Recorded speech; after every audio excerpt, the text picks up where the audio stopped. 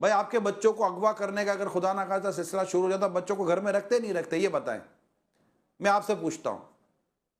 بچے بھی یہی کہتے ہیں ہم گھر سے نہیں نکلیں گے۔ نہیں بیٹا، گھر سے نہیں نکلو، یہ آپ خود اپنے گھر میں بچوں کو بٹھاتی ہیں۔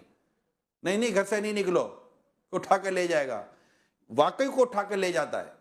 جب اٹھا کر لے جانے کا خوف، اور جب یہ خوف برتا ہے تو آپ گھر میں بچوں کو بند کر کے رکھتی ہیں، قید کر کے رکھتی ہیں۔ یہاں بچے کو قید کرنا پرندے کی طرح پنجرے میں ڈالنا نہیں ہے، ان کو کسی فتنے سے بچانا ہے۔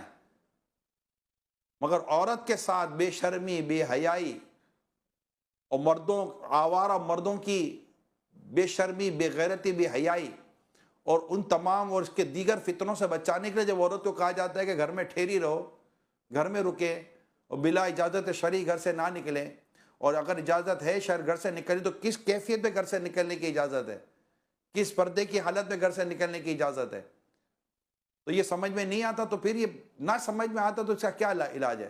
انہوں نے قرآن و حدیث کو صحیح پڑھا نہیں ہے۔ میری تمام اسلامی بہنوں کو یہ چاہیے کہ اپنی اندر طبیعت پیدا کرے۔ دیکھیں، یہ طبیعت بنانی پڑے گی کہ گھر میں ٹھہرنا آپ کو پسند، یعنی گھر سے باہر نکلنے کی گفتگو جو ہے نا، یہ پریشان کر دے۔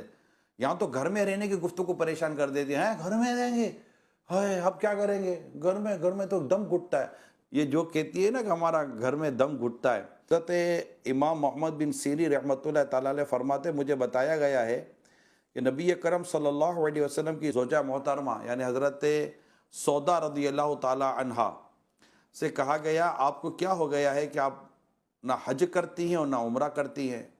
انہوں نے جواب دیا، میں نے حج بھی کیا ہے اور عمرہ بھی کیا ہے، اور اللہ پاک نے مجھے حکم دیا ہے کہ میں گھر میں رہوں۔ اللہ کی قسم میں دوبارہ گھر سے نہیں نکلوں گی۔ راوی کا بیان ہے کہ اللہ کی قسم وہ اپنے دروازے سے باہر نہ آئی یہاں تک کہ وہاں سے آپ کا جنازہ ہی نکلا۔